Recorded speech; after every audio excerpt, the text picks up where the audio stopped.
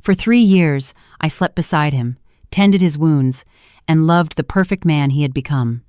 But today, the doctor suddenly locked the examination room door. His face was ashen. He leaned close to my ear and whispered, his voice trembling, "Don't react. Call security. Right now. The man next to you."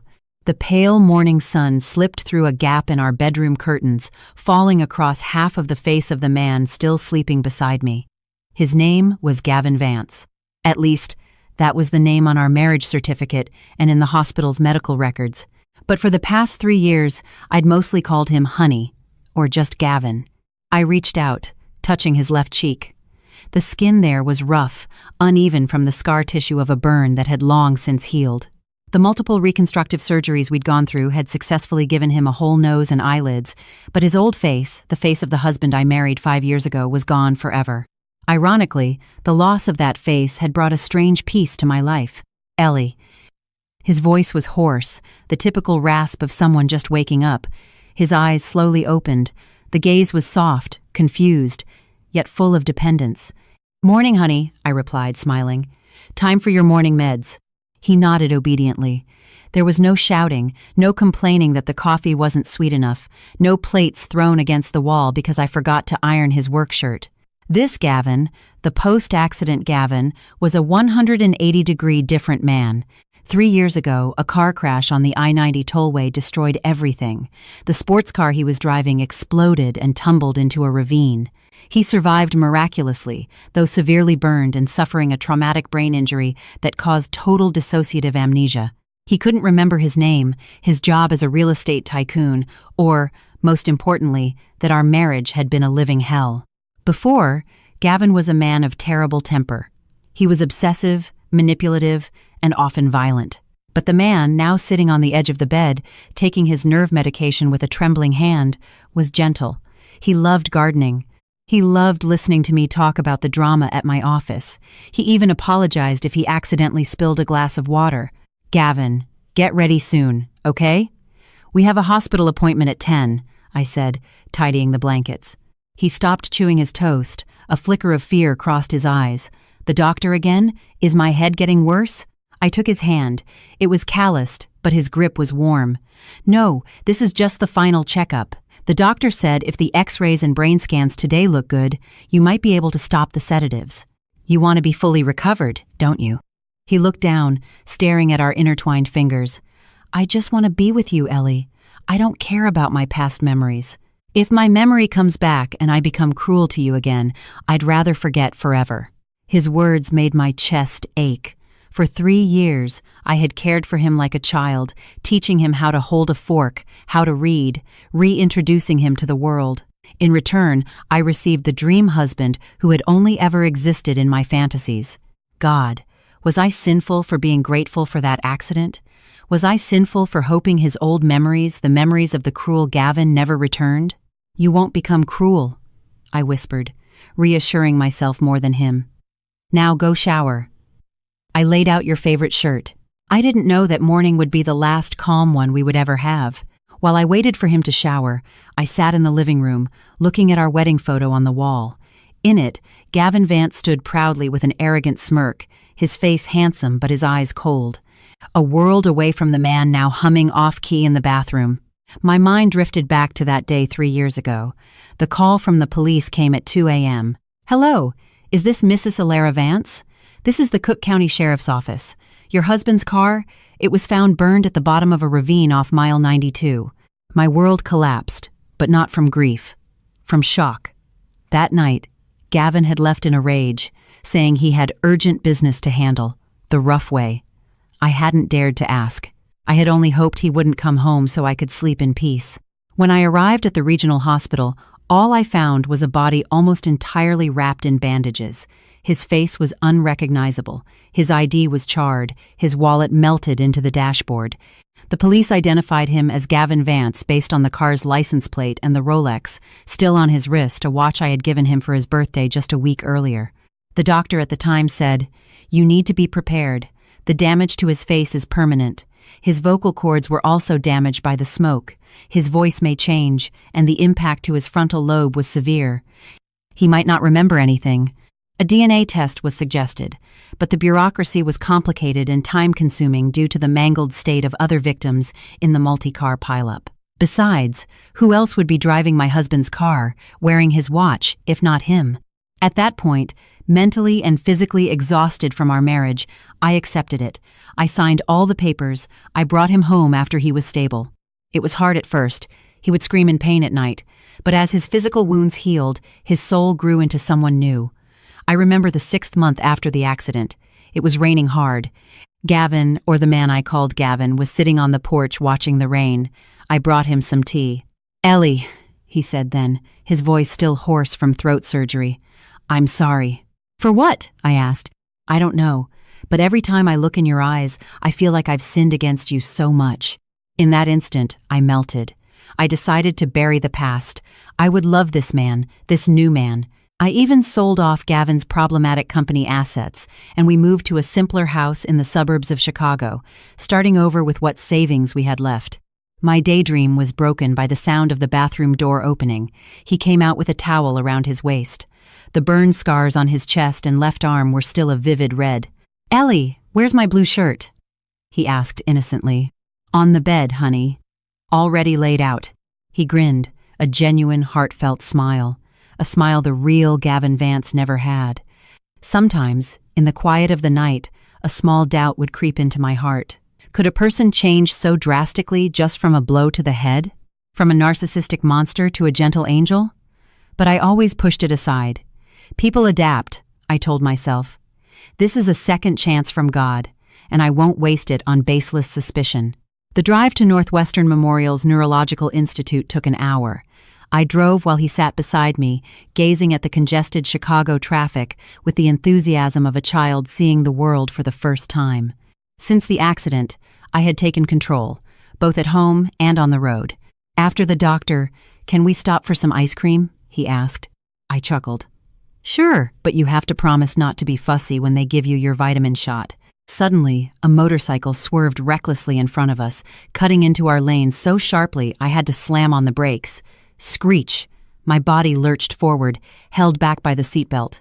My heart pounded from the shock, but my reaction was nothing compared to what happened in the seat next to me. In less than a second, his left hand, the hand I thought was weak, shot across my chest, bracing me to prevent my head from hitting the steering wheel. The movement was so fast, precise, and solid. It wasn't the reflex of an ordinary person. It was the reflex of someone trained to protect. Even more startling, his right eye was fixed on the fleeing motorcyclist. The look was cold, empty, deadly. For 2 seconds, I saw a stranger inside my husband's body. "Gavin?" I called out, my voice trembling slightly. He blinked. The cold gaze vanished, instantly replaced by panic. "Are you okay, Ellie? Are you hurt?" "I'm sorry. I'm so sorry. That really startled me." He checked my arm anxiously, once again my gentle, slightly timid husband. I'm fine," I said, trying to steady my breathing. "Your reflexes are amazing." He gave an awkward chuckle, scratching his head. "Yeah? I didn't even realize. My body just moved on its own." The incident reminded me of something from last week. He was napping on the sofa. I was sewing a button on his shirt nearby. Suddenly, he started talking in his sleep. "Usually," he just mumbled, but that day his voice was firm and clear, despite his eyes being tightly shut.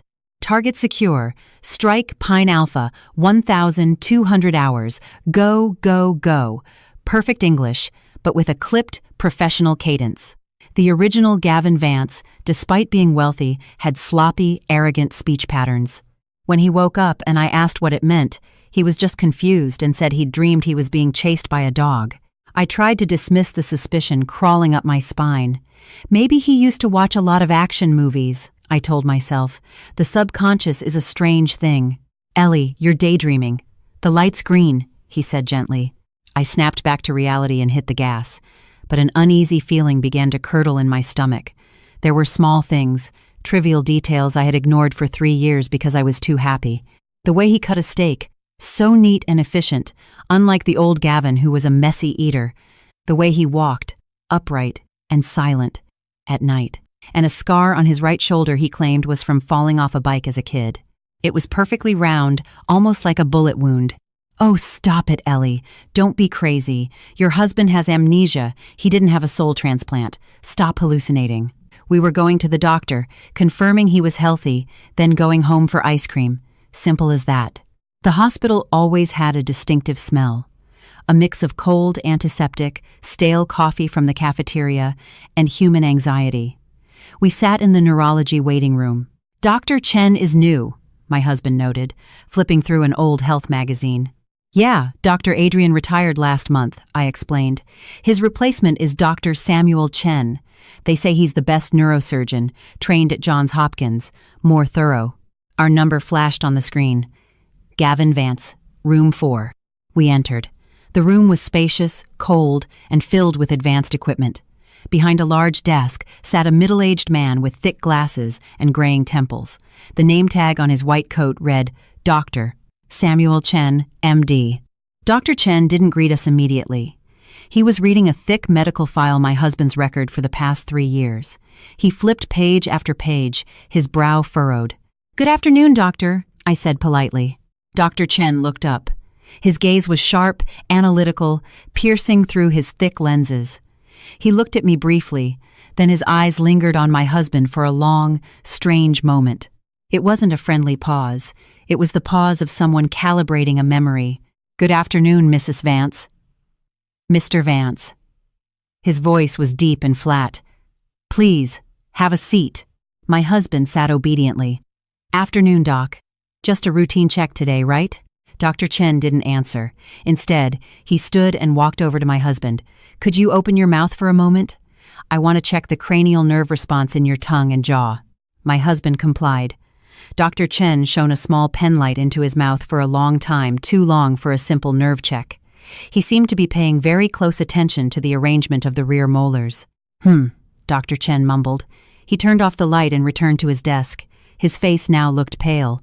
Or maybe it was just the harsh fluorescent lighting. "How is he, doctor?" I asked anxiously. "Physically, his condition is stable. He's very healthy on the outside. Too healthy, in fact, for a victim of such a severe accident 3 years ago," Dr. Chen replied, his eyes fixed on his computer screen. "But I need one more test. A panoramic X-ray of the jaw structure and another CT scan to ensure there's no microbleeding in the brain." "But he just had one last month, Doc," I protested gently. "The cost isn't cheap, and our insurance is maxed out." "This is my standard procedure for new patients, Mrs. Vance. It's free of charge. The hospital will cover it." Dr. Chen cut in quickly, his tone insistent. My husband looked at me, seeking approval. I nodded. "All right. If it's for the best." The scan took nearly 45 minutes. I waited outside while my husband was slid into the giant machine. My anxiety grew. My palms were cold and sweaty. I tried texting my mom to distract myself, but the signal was terrible in the hospital's lower level. When it was over, we returned to Dr. Chen's office. My husband looked tired but relieved. "Well, just have to get the results and then we can go home," he whispered, squeezing my hand. Dr. Chen was back at his desk. The monitor in front of him displayed a black and white image of a skull, my husband's X-ray. The room was silent except for the hum of the central air. Dr. Chen stared intently at the screen. Then he glanced down at my husband's leg, specifically his left shin, before looking back at the screen. The hand holding the mouse trembled slightly. A bead of sweat formed on his temple. "Is something wrong?" I asked, my voice tight. "Very wrong." "Doctor?" I pressed. Dr. Chen flinched.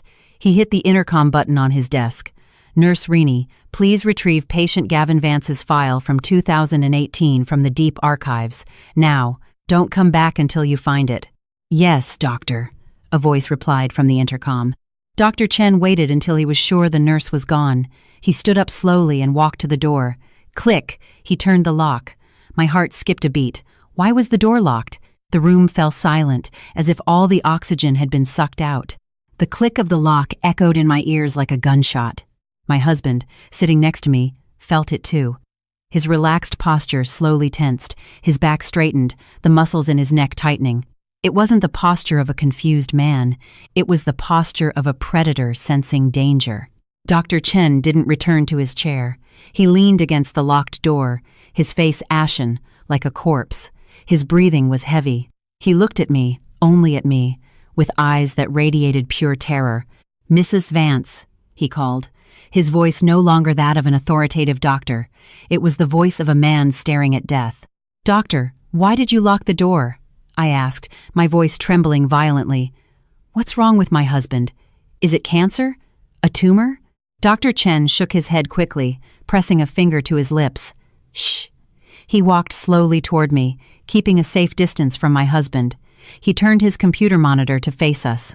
"Look at this," he whispered. On the screen were two X-ray images side by side. The one on the left was Gavin Vance's medical data from a hospital in Singapore 5 years ago when he had surgery for a broken leg from a college football game. See his tibia?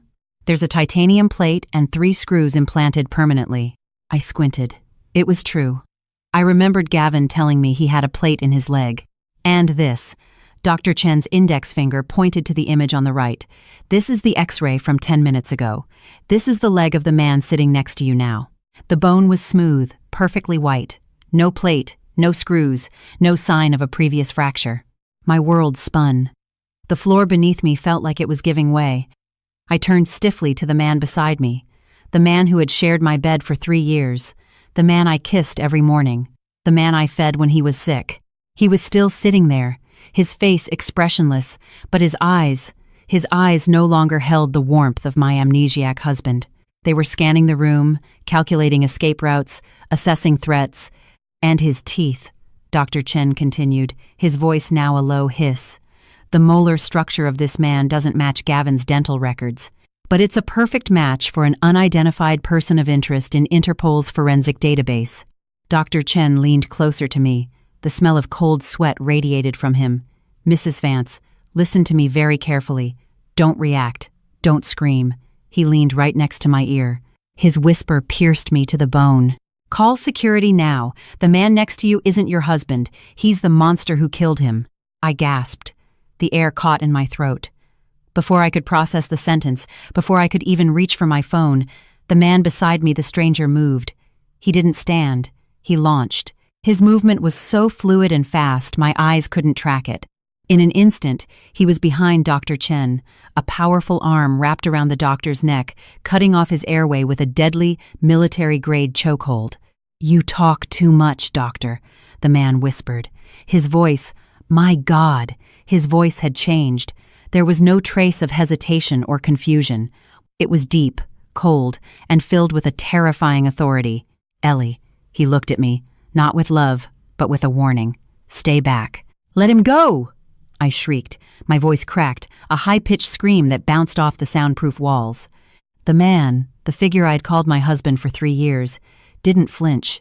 His grip on Dr. Chen's neck tightened. The doctor's face began to change color, from red to a purplish blue.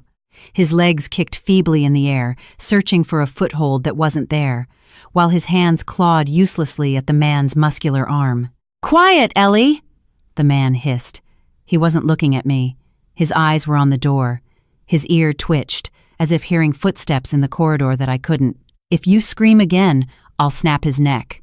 The threat was delivered in a flat, emotionless tone, like someone reading a grocery list. That's what made it so horrifying. Where was the gentle man who cried while watching a sad movie with me last week? Bang, bang, bang, a heavy pounding on the door.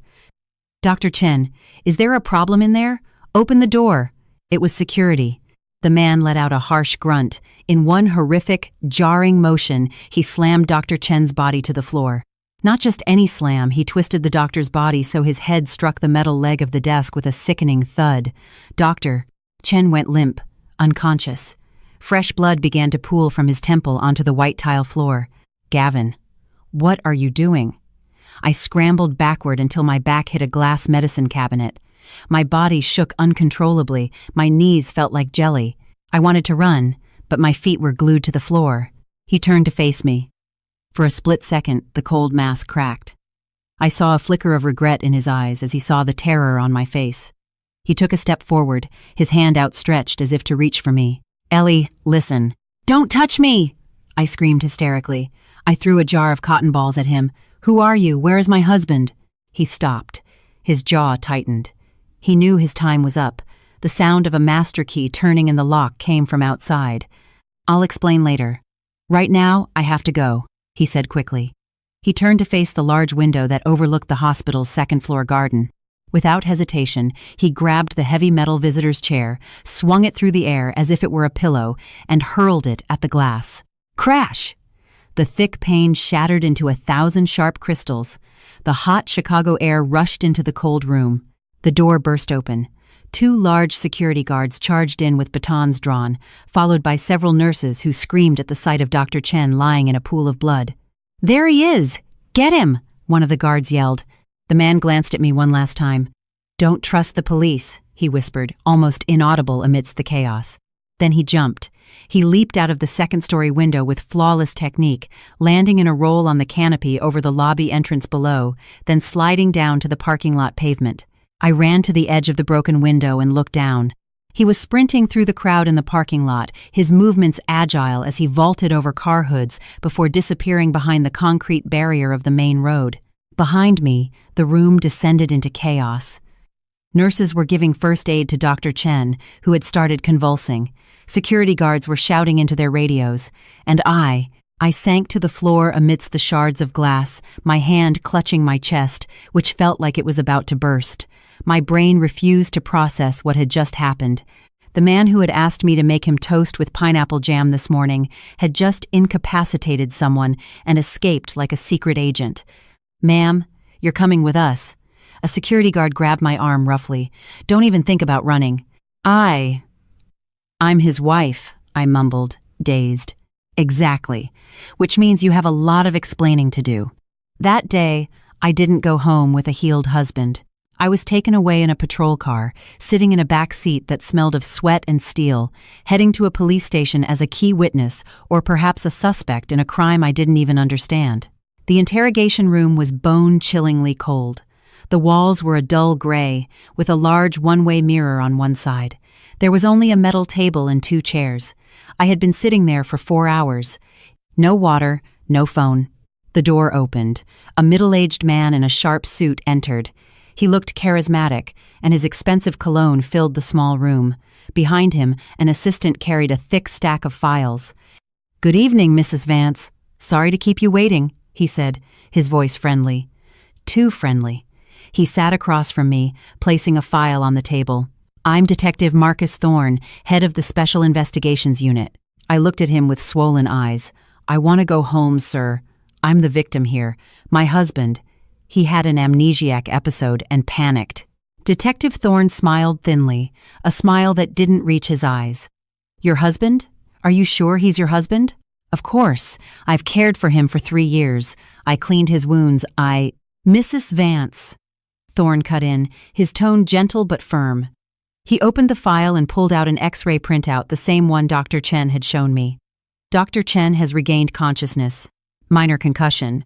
But he's given a full statement. And our forensics team has compared the data he sent." Thorne slid another photo across the table, a mugshot of a man with a grim face, a buzz cut, and empty eyes. It wasn't my husband, but the jaw structure, the shape of his ears, it was similar. 3 years ago, your real husband, Gavin Vance, was in an accident at mile 92. His car exploded. The body was burned, identified by a watch. Correct? I nodded numbly. There were 2 people in that car, Mrs. Vance, Gavin, and someone in the passenger seat. The explosion threw the passenger's body clear before the car went into the ravine and was consumed by fire. The passenger is the one you took home. His face was destroyed by hitting the asphalt, not by the fire. That's why he survived. Tears streamed down my face again. But he remembered small things. He knew where things were in the house. He learned, Ellie. His amnesia might have been genuine at first, but his instincts never left him. Thorne leaned forward. "The man you've been caring for, the man you've been sleeping with for 3 years. His real name isn't Gavin." Thorne tossed the next sheet onto the table. It was an Interpol red notice. Wanted, Silas Kane. Charges, multiple homicides, illegal arms trafficking, arson. Status, extremely dangerous. In the underworld, they call him the Ghost. He's a contract killer who specializes in accidents. He makes his targets' deaths look mundane: brake failure, electrical shorts, gas leaks. He's a phantom. No fingerprints, he burned them off with acid. The only positive identification is his dental structure. Thorne pointed to his own mouth. His lower left canine is tilted 15 degrees. A perfect match to the X-rays of the man who escaped today. My world went silent. The hum of the air conditioner sounded like a jet engine. I slept with a murderer. The hands that caressed my hair every night were the hands that had taken dozens of lives. His kindness, his gentleness. Was it all just an act? Then, my real husband, Gavin. Where is he? I asked in a whisper. Thorne looked at me with a calculated expression of sympathy. We suspect Gavin Vance was the ghost's final target. Silas killed Gavin in the car, but a struggle ensued, causing the accident. The burned body in the car. It was most likely Gavin Vance. I covered my mouth, fighting a wave of nausea. So, my voice trembled, for 3 years, I've been caring for my husband's killer. Thorne nodded slowly. Tragic, I know. But we need your help. Silas will almost certainly contact you. He has no one else. His assets are frozen, his network dismantled. You're the only place he has to go back to. He slid a business card toward me. If he contacts you, or if you remember anything, a strange hiding place, a name he mentioned in his sleep, call me personally. Don't act on your own. He's a monster, Mrs. Vance. He could kill you without blinking, just like he took down Dr. Chen. I left the police station at 2 a.m. A heavy rain was falling, as if the sky itself was weeping for my stupidity. 3 years, 1,095 days, all of it a lie. Our house, the small home we'd bought with my remaining savings, was dark when the Uber dropped me off. The porch light was usually on. He would usually be waiting on the sofa, reading a paper, ready to greet me with a warm cup of tea if I came home late. Now, the house felt like a tomb. Yellow police tape was stretched across the gate. The police had already searched the place while I was being questioned. The front door was splintered from being forced open. Inside, everything was a wreck. Sofa cushions were slashed, drawers pulled out, our clothes scattered on the floor. They were looking for traces of the ghost. I stepped inside on trembling legs. His scent still lingered, the cheap cologne I bought him at the drugstore, mixed with a faint smell of tobacco. I went into the bedroom. The sheets were still messy from where we'd slept this morning. On the nightstand was a photo of us on vacation in Lake Geneva last year. In the picture, he was smiling broadly, his eyes squinted against the sun. His arm was wrapped tightly around my shoulder. Liar, I hissed. I grabbed the photo frame and hurled it against the wall. Crash! Liar! I screamed again, louder this time. I fell to my knees, sobbing uncontrollably on the cold bedroom floor. The pain wasn't because he was a criminal. The pain was because I loved him. I loved the illusion. I loved the man amnesia had created. And knowing that man was never real, that beneath the skin was a monster named Silas who had likely murdered my husband, it felt like being flayed alive. My phone buzzed incessantly. News alerts popped up. Wife of tycoon unknowingly harbors hitman for 3 years. The tragic story of Alara Vance, sleeping with the enemy. Netizen comments. No way she didn't know. She must be an accomplice. Vicious comments flooded my social media. They accused me, insulted me, laughed at my foolishness. I turned off my phone and threw it on the bed. I walked to the kitchen, intending to get a glass of water. My foot kicked something near the back door. His gardening boots. He loved gardening. He planted roses, lavender, and tulips. My memory flashed to 2 days ago. He was moving a large planter with a snake plant in it to a corner of the back porch. He wouldn't let me lift it. It's heavy, Ellie. Let me. This is a special pot, he'd said with a mysterious smile. Why was that pot special? The police had ransacked the house, the closets, even torn apart the sofa. But had they checked the soil inside a flower pot on the back porch? Curiosity overcame my fear and hatred. I grabbed a small garden trowel from the tool rack and walked out to the dark porch. The rain was still a light drizzle. In the corner, the snake plant stood tall. The soil around it was slightly disturbed, probably from the police search, but the plant itself hadn't been uprooted. I started to dig. The wet soil stained my hands. 2 inches, 4 inches. My trowel hit something hard, not a rock. It made a thunk sound, like plastic on metal. I dug faster with my bare hands. A small, waterproof box the size of a cigarette pack was buried there. My heart raced. With trembling hands, I opened it. Inside was a silver flash drive and a single, worn piece of paper folded neatly. I unfolded the paper under the dim porch light. The handwriting was one I knew by heart. His messy scrawl. The note was short. For Ellie. If you're reading this, it means my past has caught up with me. Don't believe what you hear from the police, and don't believe what you remember about Gavin. Watch the video. You are my only judge. My blood ran cold. He knew. He had prepared for this, which meant he hadn't been fully amnesiac all this time. I ran back inside, grabbed my laptop, and plugged in the flash drive. The screen lit up the dark room. The drive contained only one folder with 10 video files, all named by date. I clicked the first one. The date was a year ago. His face appeared on screen. He was sitting in our car, recording with his phone. He looked serious. My name. He paused for a long time. My name is not Gavin Vance. Today, the memories came back. Flashes. Blood, money, guns, and the name. Silas. He rubbed his face roughly. My head hurts so much. I remember who I am. What I did. I'm a killer.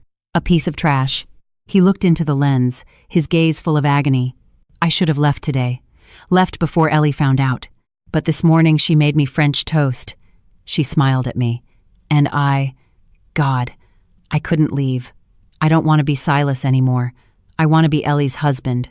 Tears streamed down my face again. So it was true. His memory had returned a year ago. He had been lying to me for a full year. I clicked the last video file.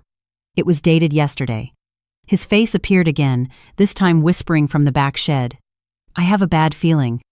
There's a black sedan that keeps passing the house. It's not the police, it's his people, Gavin's clients. He leaned closer to the camera. Ellie, listen to me very carefully. I didn't kill your husband. Not technically. Gavin hired me. 3 years ago, your husband found me on the dark web. He wanted me to kill a business rival, an environmental activist blocking one of his mining projects. But when we met in the car for the transaction, Gavin double-crossed me. He didn't want to pay. He had planted a bomb in the car to eliminate me after the job was done. He wanted me dead so he wouldn't have to pay. I gasped. Gavin. My husband hired a killer. We fought inside the moving car. The bomb detonated prematurely from the impact. Gavin was thrown into the back seat and burned with the car. I was thrown out. My face was destroyed. My identity was gone. When you came to the hospital and called me honey, I thought it was God's punishment, but eventually it became a blessing. He looked down, his voice hoarse with unshed tears. I'm sorry, Ellie. I love you. Not as Gavin, but as myself. If I have to leave one day, please remember one thing. The man who cared for you, who loved you for these 3 years, that was the real me. Silas died in that ravine. The man who lived with you was Silas Kane. The screen went black. The video ended. I stared at the dark laptop screen, my chest tight with a volatile mix of emotions: anger, sadness, relief, and confusion. So Gavin was the villain. Gavin tried to have someone killed and died by his own weapon. And Silas, the man I had called a monster, had lived a lie simply because he fell in love with me. Tap, tap. A sound at the bedroom window made me jump. My heart nearly stopped. I looked over. It was dark outside, but I could see a silhouette standing behind the curtains. No, it wasn't a human knock. It was a small pebble being thrown. A code we used when he forgot his house keys. I crept to the window and peeked out. No one was there, just the bushes swaying in the wind.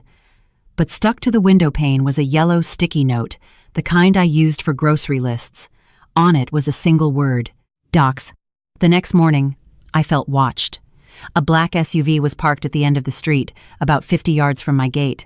The windows were tinted black. I was sure it was Detective Thorne's men. He wasn't kidding about keeping an eye on me. I had to get out. I had to get to the docks.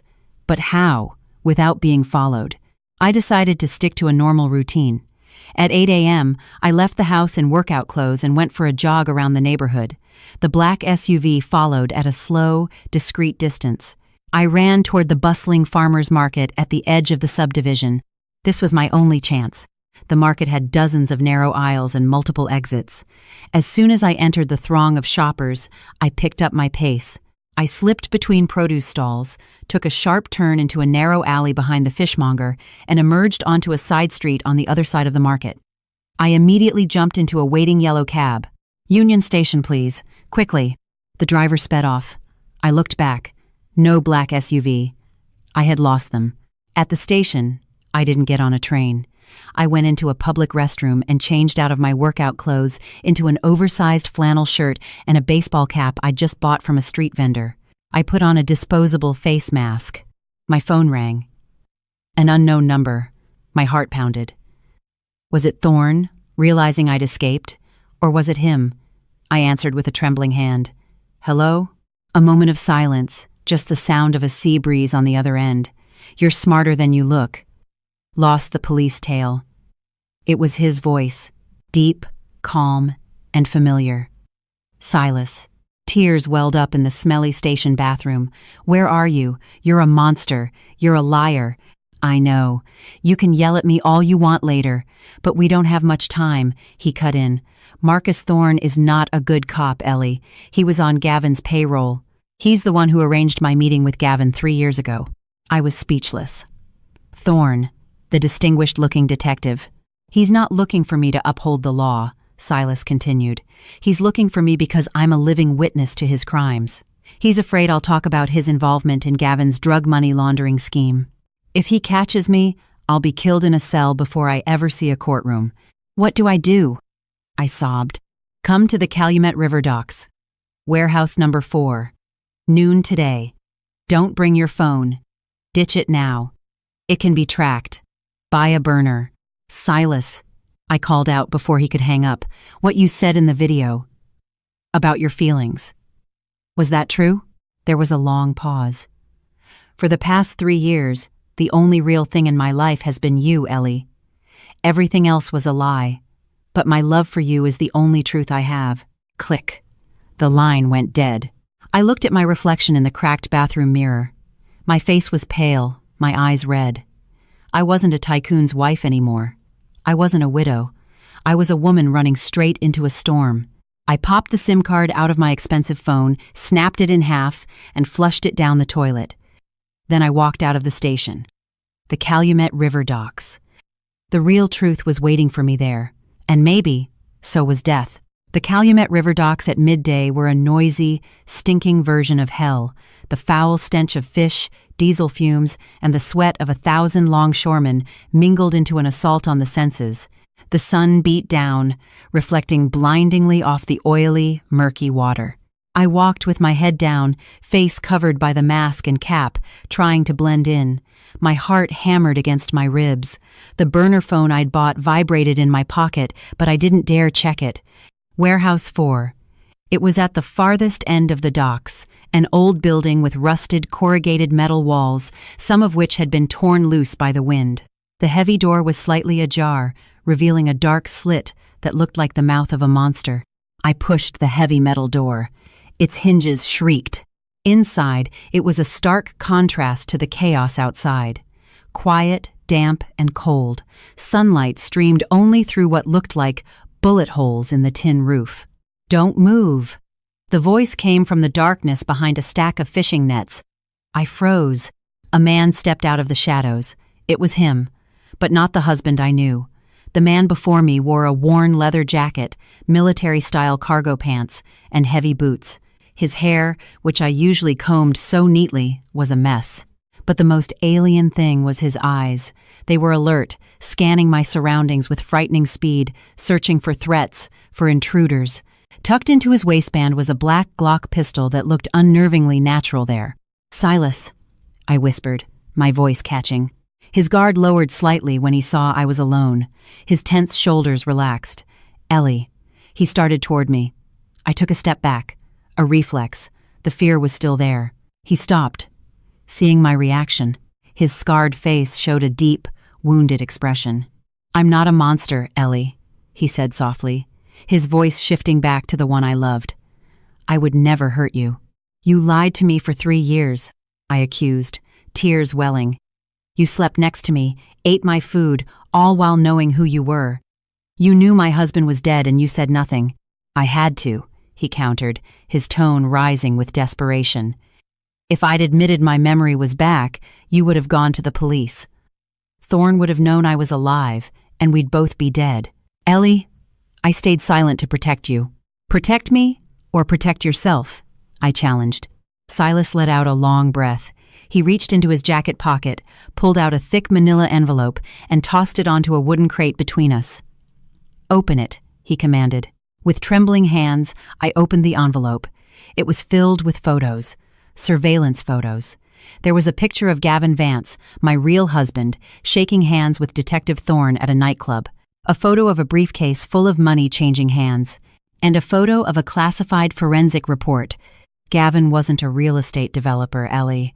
That business was just a front, Silas began explaining, his eyes locked on mine. He was a banker for the biggest drug cartel in the Midwest. He laundered their dirty money into clean assets. And Marcus Thorne was his guard dog on the police force.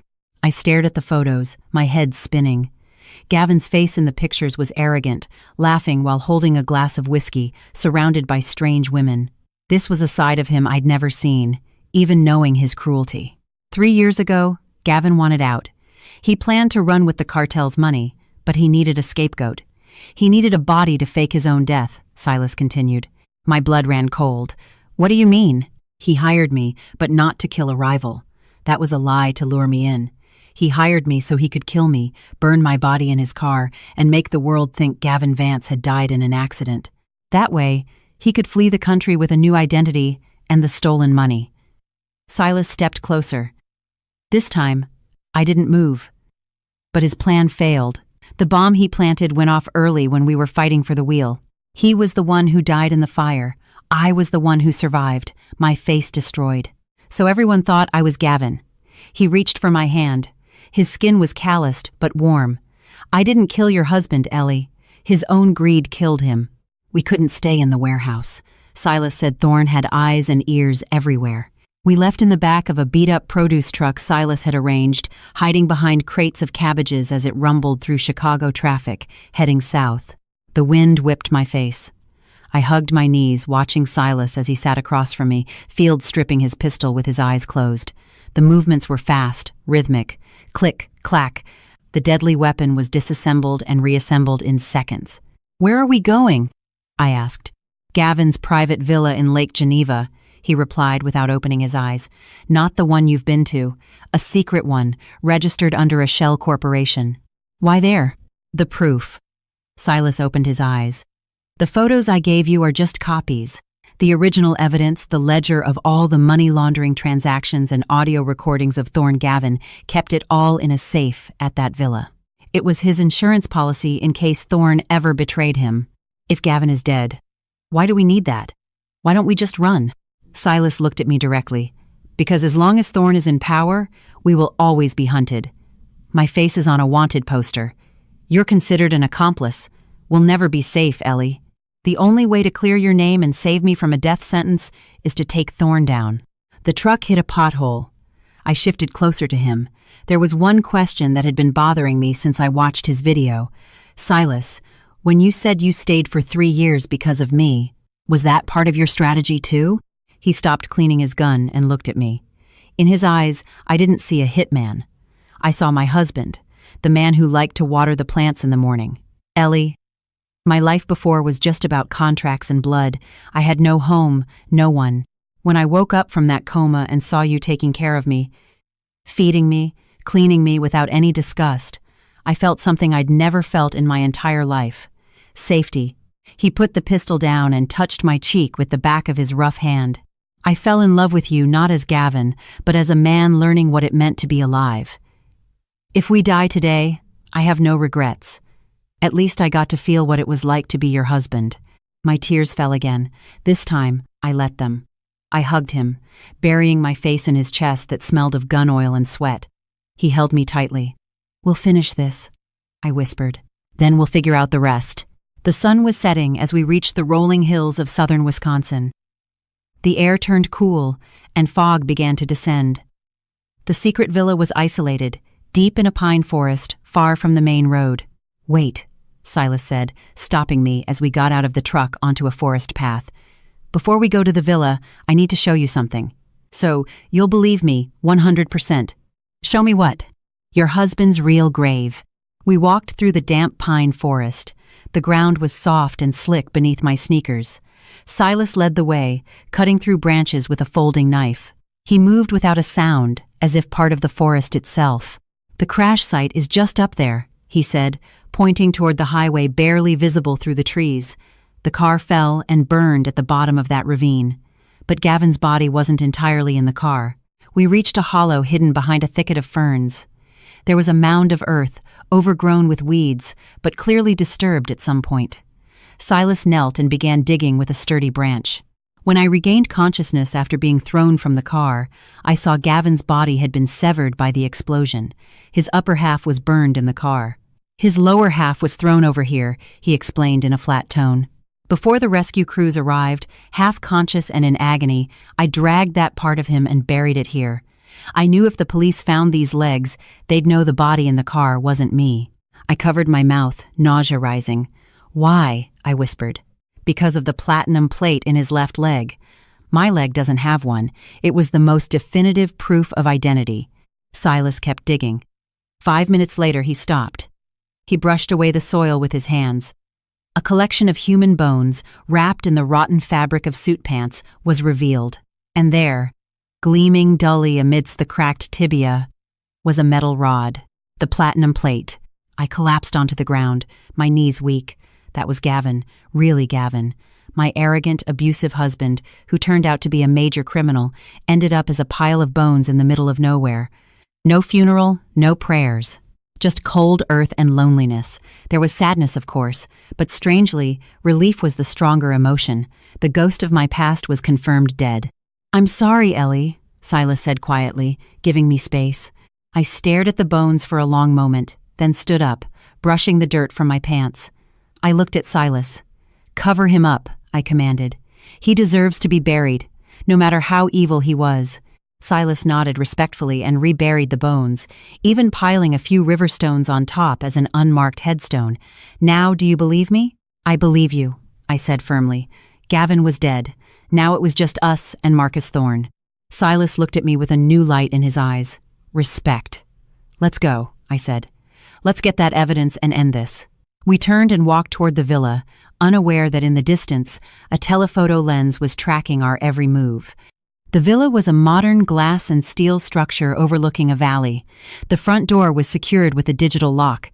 "You know the code?" I whispered. "Gavin mentioned it once when he was drunk, right before he tried to kill me." "His mistress's birthday," Silas said cynically. His fingers flew across the keypad. Beep. The door hissed open. Inside, the air was stale. Silas went straight to the upstairs study. "Look for an abstract painting on the left wall," he instructed. I found it. Behind it was a steel safe. "This is the hard part," he muttered, pulling out a small device that looked like a stethoscope. He pressed it to the safe door, turning the dial with intense concentration. Click. The safe opened. Inside lay a black leather ledger and an external hard drive. "Got it," he hissed, flipping through the ledger. "Records of the fund transfers to Thorne. Dates, amounts, locations. It's all here, in Gavin's handwriting." "We did it," I whispered. Suddenly, the sound of shattering glass erupted from downstairs. Crash! Silas instantly killed his flashlight, pulling me to the floor. "They're here," he whispered. "The police?" "Not cops. Cleaners. Tactical boots, at least 4 of them." Flashlight beams swept the rooms below. Shadows moved silently, tactically. They didn't shout. "Police. They were here to kill, not arrest. Thorne must have tracked our rental." "Stupid of me," Silas cursed. He looked at me, then at the hard drive in his hand. He stuffed it into my jacket pocket and zipped it up. "Listen, Ellie, there's a window in the bathroom. Below it is the garage roof. You can get down that way and run for the woods. Don't stop." "No, I'm not leaving you." He gripped my shoulders, his eyes fierce but full of love. "You have to get this evidence to the Attorney General, not the police. Go to the media if you have to. It's the only way we win. But what about you?" "I'll create a distraction. I'm the ghost, remember? This is my world. I can get out." He was lying. I could hear it in his voice. He was planning to sacrifice himself. Before I could argue, a smoke grenade rolled into the room. Hiss. Thick white smoke filled the space. "Go now," Silas yelled, shoving me toward the bathroom. He turned, kicked the door shut, and fired his pistol toward the stairs. Bang, bang. "Target on the second floor. Move in," came the shouts from below. Coughing, tears streaming from my eyes, I scrambled into the bathroom and opened the small window. Behind me, the firefight intensified. I climbed out onto the slippery garage roof. When I looked back one last time, I saw Silas's silhouette in the smoke, standing firm, firing at the invaders, a human shield so I could escape. "I promise, Silas," I sobbed quietly. "I'll destroy them." Then I leaped into the darkness of the forest. The night forest was terrifying. Branches clawed at my clothes as I ran blindly. Behind me, the sound of gunfire had stopped. The silence was even more frightening. Did he make it? I couldn't stop. The hard drive in my pocket felt as heavy as Silas's life. Suddenly, a blinding spotlight flashed on from ahead. There, the woman. Crap. They had surrounded the forest. It was a trap. I turned, but more figures in black tactical gear emerged from the trees on either side. I was cornered. A man walked calmly from behind the line of soldiers. It was Detective Thorne, a smug smile on his face. "Evening, Mrs. Vance." "Out for a little jog?" he said casually. I backed away until I hit a tree. "Where's your fake husband? Dead in the villa?" "He's more of a man than you'll ever be," I spat. Thorne chuckled. "Perhaps. But dead men can't testify. We have Silas. He's in critical condition, but he'll make a nice prop for the media, the dangerous fugitive killed while resisting arrest." My heart sank. Silas was alive? Or was Thorne bluffing? "Give me the drive, Ellie," Thorne said, holding out his hand. "Give it to me, and I guarantee you'll go home, sleep soundly, and wake up tomorrow a tragic, innocent victim. You'll kill me, too." "No. Killing a beautiful wife like you creates too many questions. I prefer the wife rescued by heroic cops narrative. You become a hero, I get a promotion. Win-win." The choice was simple. Hand over the proof and live a lie, or fight and die. I remembered Silas's words. He was willing to die for this truth. For me. Slowly, I pulled the hard drive from my pocket. Thorne's smile widened. "Good girl." As he stepped within a few feet of me, I did something crazy. I didn't hand it to him. I threw it with all my might toward the rocky ravine to my left. It clattered against the rocks, cracked open, and disappeared into the darkness. Thorne's smile vanished. His face turned crimson with rage. "Bitch!" he screamed, slapping me so hard I fell to the ground, the taste of blood in my mouth. Find it now," he ordered his men.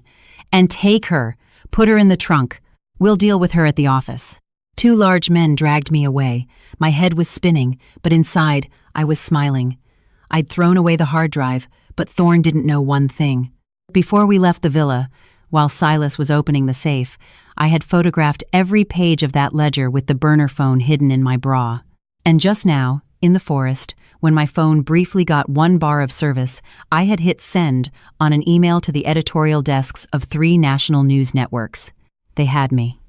Silas was maybe dying. But this war wasn't over. I looked up at the night sky as they threw me into the dark trunk of an SUV. "Hold on, Silas." "I'm coming," I thought before the trunk door slammed shut, plunging me into total darkness. The darkness in the SUV's trunk felt like a moving coffin. My body was tossed around with every bump in the road. My hands were zip-tied in front of my chest, a fatal mistake. They underestimated me. With great effort, I shifted and retrieved the burner phone from my sports bra. The dim light illuminated my face. My heart sank as I read the notification. Email send failed. No signal. Damn it. The evidence was still on this phone. I was alone. The car slowed, turned, and the sound of gravel beneath the tires became the echo of a closed space. A garage. The engine cut off. "Deal with Silas in room 3 first. Thorne's voice boomed from outside. "Make him talk about the data backup before you finish him. Put the woman in the admin office. I'll take care of her personally." Silas was alive. The news injected fresh adrenaline into my veins. My mind raced, remembering small things Silas had taught me. How to slip a knot, the pressure points on a wrist, and his favorite saying, The most powerful weapon isn't a gun, Ellie. It's surprise. The trunk opened. A burly man pulled me out. I feigned weakness, letting my full weight fall against him. As he struggled to right me, I saw my chance. A large box cutter hung from his belt. "Move it," he grunted, shoving me down a damp corridor of what looked like an abandoned factory. He pushed me into a small office. "Don't move. The boss will be here in 10 minutes. He turned to lock the door. "Sir," I called out, my voice pathetic. I have to use the bathroom. I can't hold it." He grumbled, but my simple logic worked. He didn't want to clean up a mess. He approached to escort me. As I'd collapsed against him earlier, I'd managed to palm the box cutter and hide it up my sleeve. As he bent down to grab my arm, I struck. I wasn't a killer, but I knew how to cause pain. I slashed the sharp blade across his inner thigh. He screamed, stumbling back. I didn't hesitate. I kicked his chest, and as he fell, I grabbed a heavy-duty stapler from a desk and hit him over the head twice. He went limp. I cut my zip ties and took the pistol from his belt. It was heavy and cold. I found his phone, 1 bar of signal. I sent a text, not to the police, but to the one person who had reason to hate Thorne as much as I did, Dr. Samuel Chen. "Old textile factory, Huai 28. Thorne has me and Silas. If you want to atone, come now, bring an ambulance, and cut the power to this building from the outside grid." 15 minutes of agonizing tension passed. Then, suddenly, all the lights in the factory went out. Click, total darkness. Shouts of confusion erupted. This was my chance. I crept toward room 3. The sounds of fists hitting flesh and pained groans came from inside. I peeked through a crack in the door.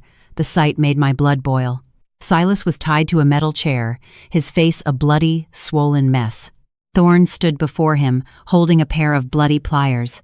"I'll ask one last time, Ghost," Thorne said calmly. "Where is the cloud backup of Gavin's data?" Silas spat a mix of blood and broken teeth onto the floor. He looked up, one eye swollen shut. "Go find it in hell," he rasped, then laughed a terrible, broken laugh. Thorne Seahill. "Fine. Break his fingers, one by one." I couldn't wait. I raised the pistol with both hands, aiming as I'd seen in movies. Breathe in, hold, squeeze. The shot was deafening. I missed the henchman, but I hit the battery-powered emergency lamp on the floor, shattering it. The room plunged into absolute darkness. "Now, Silas!" I screamed. Even tied up and broken, his instincts took over. In the dark, I heard the chair creak, the thud of a headbutt, and a scream of pain. "Ellie, run!" Silas yelled from the darkness. "No!" I rushed in, colliding with Thorne's henchman. I pistol-whipped him with all my strength. He crumpled. I found Silas and quickly cut his bonds. "You're insane," he whispered, barely able to stand. "You made me this way," I sobbed, supporting him. "Where's Thorne?" "The roof," Silas gasped. "He has a helicopter pickup." "Let him go, Silas. Let's just get out of here." He shook his head, taking the pistol from the unconscious guard. "If he escapes, he'll hunt you for the rest of your life. This ends tonight. Help me get to the roof." On the windswept factory roof, Thorne stood waiting for his ride, his back to us. The thumping of helicopter blades grew closer. "Turn around, Thorne," Silas commanded, his voice weak but steady, his aim true despite his trembling arm. Thorne turned slowly, a smirk on his face and a silver pistol in his hand. "Look at you, Silas, beaten, dying, and being propped up by a housewife. You think you're a hero?" "At least I'm not a traitor," Silas shot back. "This country runs on money, Silas. I'm just the grease in the wheels." Thorne looked at me. "My offer still stands, Ellie. Come with me." I stepped forward, standing beside Silas, taking his free hand. "I'd rather die with him than live 1 second with you." Thorne's face hardened. "Stupid choice." Bang! He fired without warning. Silas shoved me aside. The bullet tore through his thigh. He collapsed, his pistol skittering away. "Silas!" I screamed. Thorne walked over, aiming his pistol at Silas's head. "The end of the ghost," he gloated. I didn't think. I wasn't armed, but in my pocket was a small bag of crushed red pepper flakes I'd bought at the market that morning. A ridiculous, desperate backup plan. I lunged, throwing a handful right into Thorne's face. "Ugh! My eyes!" he shrieked, firing his gun wildly into the air. He was momentarily blind. I saw a rusty iron pipe lying near a water tank. Adrenaline gave me superhuman strength. As Thorn clawed at his burning eyes, I swung the pipe with all my might against his knee. A sickening crack echoed across the roof. He crumpled, screaming. I didn't stop. I hit his hand, his shoulder, his back, pouring 3 years of fear, betrayal, and rage into every blow. This is for my husband, this is for Dr. Chen, and this is for me. He lay broken and bleeding, begging for mercy. I raised the pipe for a final, fatal blow. Ellie, don't. Silas's weak voice stopped me. He was crawling toward me, his face pale from blood loss. Don't stain your hands. Don't become like me. Let the law handle him. His hand touched my leg. The touch brought me back. I dropped the pipe. At that moment, the roof access door burst open and dozens of uniformed officers, state police and internal affairs swarmed in, weapons raised. Dr. Chen was behind them. The approaching helicopter saw the scene and veered away, abandoning Thorn. Drop your weapons. Get down. I raised my hands and slowly knelt beside Silas, cradling his head in my lap. We won, Silas, I wept. We won. He smiled weakly, his eyes fluttering. You were amazing, Ellie. Then his eyes closed. Medic! We need a medic here! I screamed hysterically. The world blurred. I remember camera flashes as Thorn was carried out on a stretcher.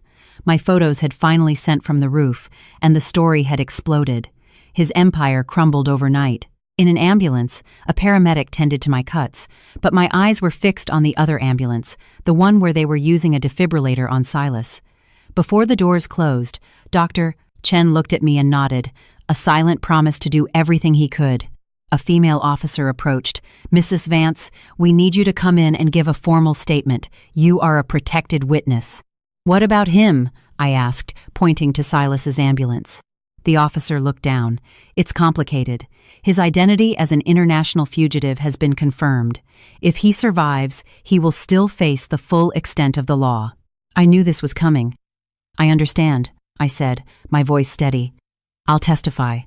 I'll tell them everything. That he saved me. That he's not the ghost anymore. He's Silas Kane. 6 months later, I sat in the visiting room of the Metropolitan Correctional Center in Chicago. The door across the glass opened, and a man in a blue prison uniform walked in. He had a slight limp, but he stood tall. The scars on his face were still there, but his eyes were clear. It was Silas. He sat down and picked up the intercom phone. I did the same. Hi, he said. That smile was still the same. Hi, I replied. How are you? Leg still hurts when it rains, he chuckled. But I'm working in the prison library, lots of reading. Turns out I like detective novels. Ironic. We shared a small, easy laugh. The news about you is still everywhere, I said. My lawyer says with my testimony, Dr. Chen's help, and your role in bringing down Thorn's network, you could get a major sentence reduction. 15 years might become 8 with good behavior. Silas nodded. 8 years is a long time, Ellie. You don't have to wait for me. I'm just an ex-killer trying to repent. You deserve better. I pressed my palm against the separating glass. Look at me, Silas. He met my gaze. 3 years ago, you were given a second chance to be a good man. You used that chance to love me, even when it could have cost you your life. Now, it's my turn. I smiled gently. I sold our old house. Too many bad memories. I bought a small apartment nearby. I'll visit every week. I'll send you new books every month. And in 8 years, I'll be standing at that gate, waiting to pick you up. Silas's eyes glistened with tears. He pressed his palm to the glass, mirroring mine. Why? He asked, his voice thick with emotion. Because you're not Gavin, I said, my voice full of conviction. And you're not the ghost. You're Silas Kane, my husband. And this time, we're going to start over. The right way. With no more lies. A guard tapped on the glass, signaling that time was up. Silas stood. He gave me one last, long look, memorizing my face. I love you, Ellie, he mouthed from behind the glass. I love you too, I mouthed back. He turned and limped toward the steel door. Just before he disappeared, he looked back one last time and waved. I hung up the phone and walked out of the prison into the warm sunlight. My steps were light. There was no more fear, no more monsters in the mirror. There was only a future that, while it had to be waited for, was worth fighting for. Our story may have started with tragedy and lies, but it would end with truth, and that was more than enough.